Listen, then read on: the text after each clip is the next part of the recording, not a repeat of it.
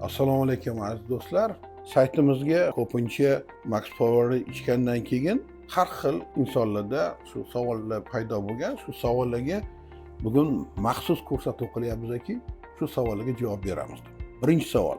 Testosteron normal bo'lgan erkaklarda ham Max Power'ni mahsulotini iste'mol qilsa bo'ladimi va iste'mol qilish qanchalik foydali bo'ladi deb so'rashyapti. Birinchi bo'lib, Max Power bu gormon dori emas.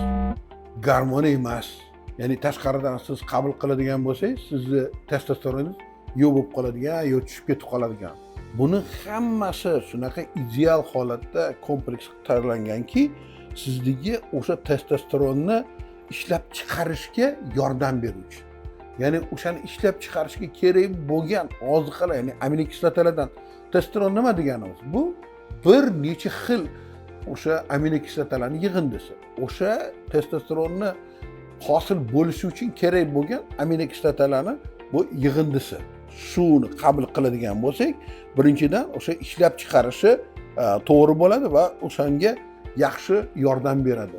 Buni tibbiyot tilida boosterlar deb aytiladi. Shu booster hisobiga sizda testosteronni ishlab chiqarish yanada yengilroq va ravonroq bo'ladi.